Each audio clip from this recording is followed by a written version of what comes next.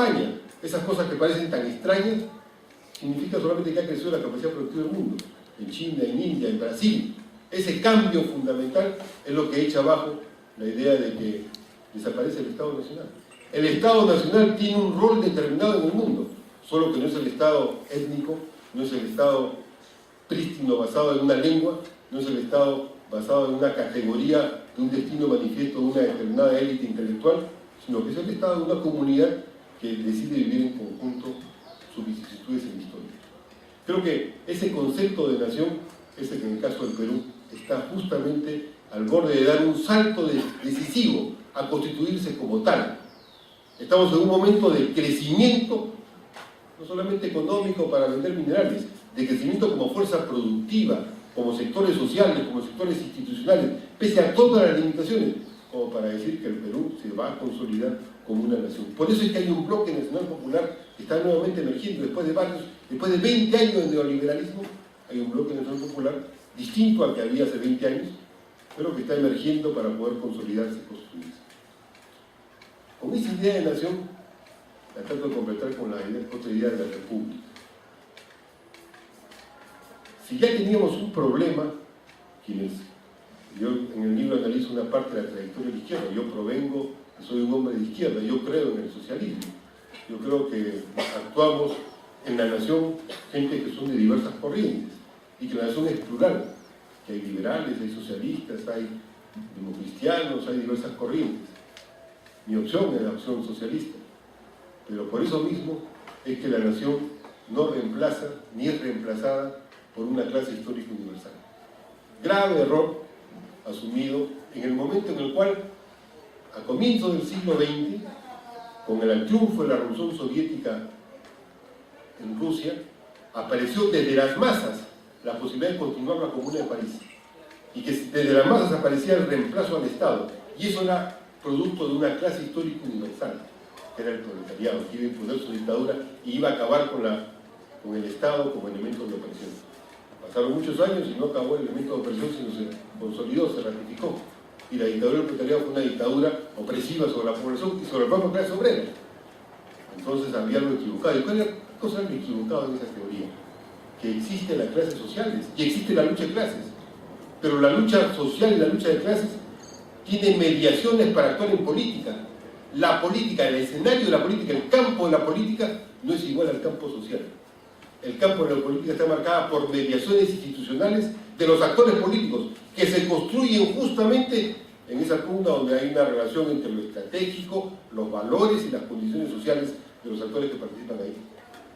Entonces, en la teoría marxista hay una profunda discusión de cuánto desarrolla Marx la teoría política. Algunos dicen en los escritos jóvenes de Marx, otros dicen de repente al final en el Capital. Pero más allá de esa discusión, lo que es cierto es que la lectura que se hizo, o hicimos algunos en el Perú, era que la clase histórica universal ya iba a poner el ritmo de la historia. Y la verdad es que la clase histórica universal no existe como clase histórica universal, existe como clase social que tiene intereses y forma parte de las luchas. Y existe también una dinámica de lucha de clases. Pero las acciones políticas que se forman en el campo de la política obedecen a proyectos de sociedad. Y esos proyectos de sociedad mezclan intereses sociales y mezclan propuestas valorativas, mezclan visiones de futuro de lo que se quiere hacer ante las carencias que tiene la propia humanidad. Esas nuevas condiciones de apreciación de la determinación de la política, el campo específico de la política, es lo que me lleva a reflexionar en el libro sobre el concepto de república. A la izquierda en el Perú, por ejemplo, nos faltó república, en el sentido de entender el campo específico de la política. En el mejor sentido de la política que habla José Carlos Manetti, que la política como creación, como acto heroico de creación. Esa política es la política en la cual la humanidad se emancipa cada vez más. El ser humano logra cada vez más grados de libertad. Se puede reducir la explotación del proceso de trabajo y se puede permitir también que el ser humano pueda tener mayor goce de su propio ejercicio de la libertad. Pero el ser humano no tiene un ejercicio de libertad atomística, individual, tiene un ejercicio de libertad como ser social. Y por lo tanto es una libertad común, es una libertad de varios, no es una libertad de uno atropellando al otro. Esa libertad de ser social es la que permite entender el concepto de república. La república es aquello que está organizado para resolver las cosas del común, las cosas comunes entre los actores comunes de esa sociedad. Y los actores son todos los que viven en esa sociedad. Una visión así de la república nos permite entender mejor entonces, si juntamos nación y república, nuestra trayectoria como nación y por qué se puede decir ahora que hay una pugna entre dos repúblicas. Si miramos rápidamente, para no ser una cosa muy larga, los que estén más interesados pueden ir a los temas planteados en el libro. La nación peruana no tiene 1000 años. Pachacútec no es peruano, Pachacútec es andino, de la civilización andina. Y Pachacútec es formador de un imperio, o un Tahuantinsuyo, como se le quiera denominar. El Perú nace en 1821, pero tuvo un nacimiento previo, tuvo un precursor fundamental previo, que como dice Zizek, fue el fantasma, la sombra que estuvo como un elemento permanente detrás de las acciones reales que se hacían en 1821, que fue la revolución de Túpac Amaru. Túpac Amaru fue la primera revolución nacional en América del Sur e intentó formar, a su estilo, una forma de organización estatal negociada o separada, depende cómo uno lea sus textos, un cuerpo de nación, dice la proclama de Túpac Amaru. Intentó ser un cuerpo de nación propio, pero fue derrotado. Y la derrota de Túpac Amaru fue objeto de una sangrienta y bárbara destrucción de la llamada guerra contra las idolatrías. Se intentó acabar al mundo indígena, acabar a los curacas, acabar a todos los sectores que estaban organizando esa fuerza de nación. Entonces, cuando se viene la independencia, cuando Napoleón invade España y España se queda sin rey y por lo tanto viene la posibilidad de hacer soberanías en las repúblicas de América, porque la república de indios y de criollos que se había constituido se quedaba sin rey. En ese momento el concepto de soberanía dice: el rey está preso, el rey no funciona, y entonces regresa al pueblo de la soberanía. Esa es la concepción que había en ese siglo de soberanía. Entonces en América del Sur se forman las juntas, y las juntas que ahora se celebran en el bicentenario, que se forman desde 1810, esas juntas no efectivizaron la independencia, tuvieron guerras, muchísimas, unas fueron derrotadas y luego fueron guerras hasta consolidar sus independencias luego de varios años. Pero en 1810 aparece el concepto de soberanía.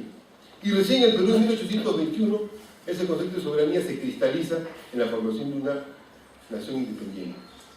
Y esa nación independiente enfrenta a la idea monárquica de San Martín y a la idea republicana de Bolívar. Y triunfa la idea republicana de Bolívar y se es derrotada la idea monárquica de San Martín. Pero la idea republicana de Bolívar era de la República de los Criollos, que era un 10% del país o menos, donde los indígenas no solamente no existían, sino que eran el problema del Perú.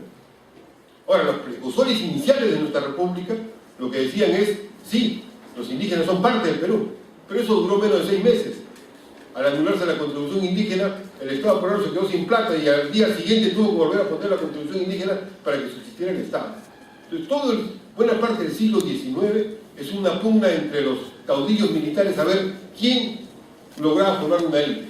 Hay una historiadora, Carmen McEvoy, que lo ha denominado ese periodo de nuestra historia el periodo de la República Militar Guanera.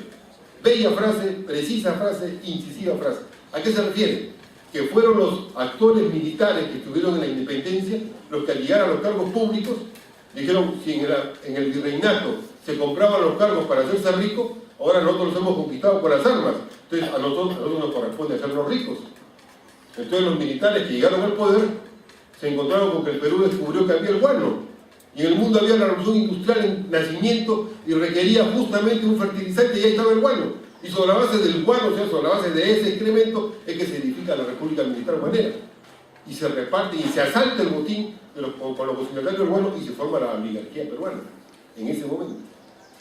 Y esa República Militar Guanera fue incapaz de aprovechar la riqueza del guano para darle base productiva al país, para organizar una sociedad articulada, para poder tener una población con mayores conocimientos y para poder justamente integrar los diversos sectores. Más bien quisieron traer extranjeros para reemplazar lo que consideraban que era el problema del Perú, como decía Ricardo Palma y otros más, los indígenas, esos indios que eran la trama, la escoria del Perú. Entonces, en esos años, esos siglos XIX, el Perú como nación existía, pero su república era minúscula. Viene entonces, después de la guerra con Chile y la derrota catastrófica del Perú, cuando viene la reconstrucción, justamente se trata de volver a capturar las tierras Viene el gamonalismo, quiere reinstalar el Estado y se reinstala el Estado. Y el Estado se reconstruye sobre la base de un Estado altamente centralista con los grupos que habían logrado hacer la hegemonía entre Lima y el norte, que eran los grupos asentarios. Pasamos entonces a la república, ya no militar guanera, sino a la república oligárquica. Esta república oligárquica tenía su base en la propiedad de la tierra. La propiedad de la tierra le permitía manejar el Estado y organizar el Estado para sus intereses. Y lo va mejorando, lo va cambiando, tanto en el sistema administrativo, en el sistema del poder militar, como en el sistema de la forma de representación.